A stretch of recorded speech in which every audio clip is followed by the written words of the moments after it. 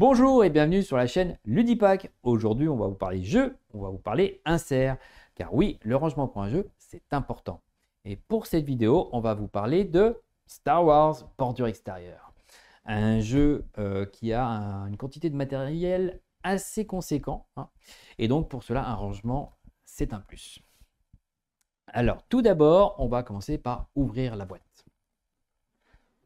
Hop. Première chose, les livrets de règles. Donc on a le livret d'apprentissage et le guide de référence. Et voici les éléments du jeu rangés avec les inserts Ludipack dédiés dans leur version finale. Car oui, chez Ludipack, on fait ça en deux temps. Premier temps, prototype, on étudie et on conçoit les différents éléments de rangement. Deuxième étape, on décore et on optimise le visuel de chaque élément pour que ça renvoie au mieux à la thématique du jeu. Donc là, comme vous pouvez le voir, chaque élément est travaillé pour faire penser à la licence Star Wars. Nous avons tout d'abord le tiroir à personnages. Hop, on va le voir en plus près. Donc cet élément permet de ranger les différents personnages. On peut les récupérer facilement, comme vous pouvez le voir, hein, c'est très simple. Hop, et il ne bouge pas. Vous pouvez voir également que sur... Alors, je ne sais pas si je vais arriver à vous le montrer. Voilà, regardez. Tac. Regardez-moi ça. Comment c'est bien travaillé sur chacune des facettes.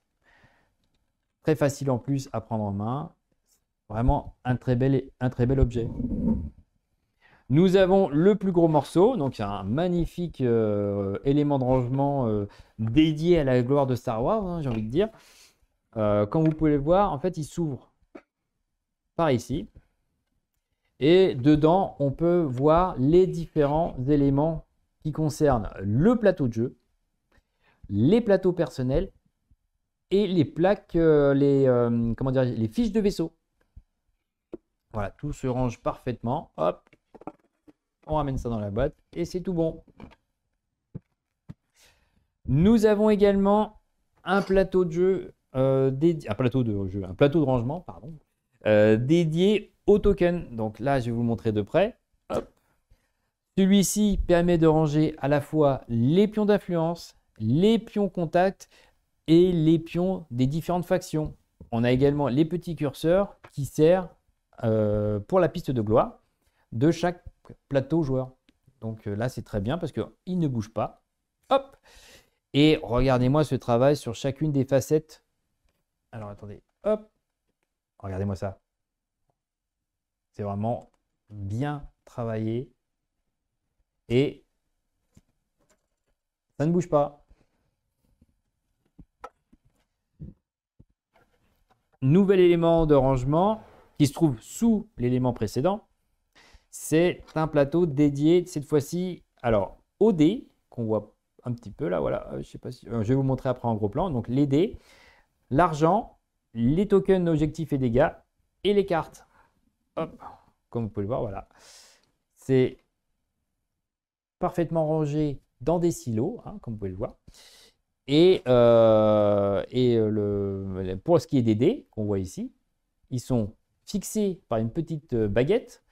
Et si on veut les enlever, voilà, hop, on enlève la baguette et on prend les dés, tout simplement. Donc c'est très pratique. Et puis ça évite que ces dés-là se baladent dans la boîte. Hop, on remet la baguette. Voilà, ils ne bougent plus. Nous avons également, comme on peut le voir, des cartes.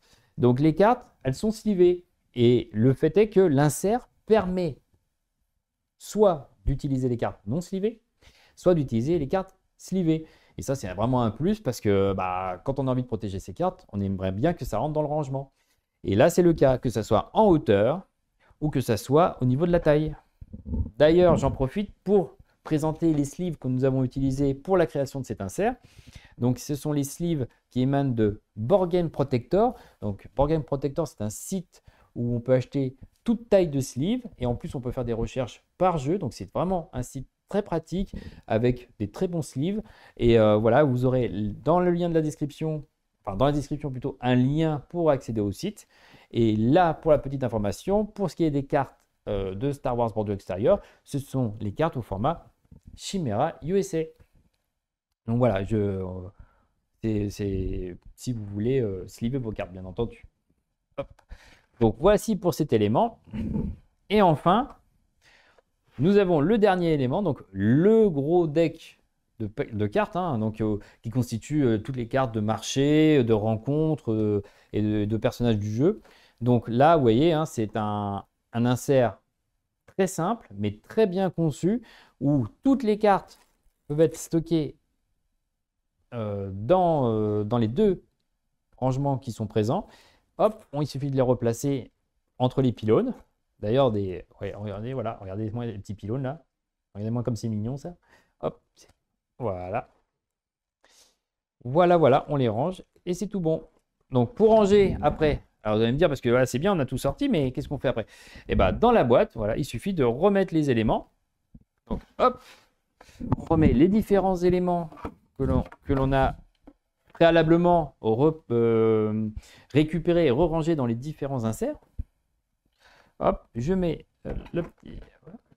Hop, voilà. Il va en douceur. Tac. Et ici, voilà, hop, le dernier.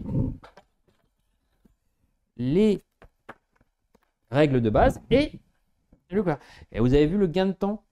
Le gain de temps pour ranger les éléments, franchement, ça fait vraiment plaisir parce que quand on a plein de sachets plastiques, c'est bien, mais en même temps, ça prend un temps monstrueux à la mise en place et à la fermeture. Alors que là, regardez, vous voyez, c'est bien rangé. On sait où on va retrouver les éléments à l'ouverture de la boîte. C'est super. Voilà. Et en tout cas, j'espère que ça vous a plu et à bientôt.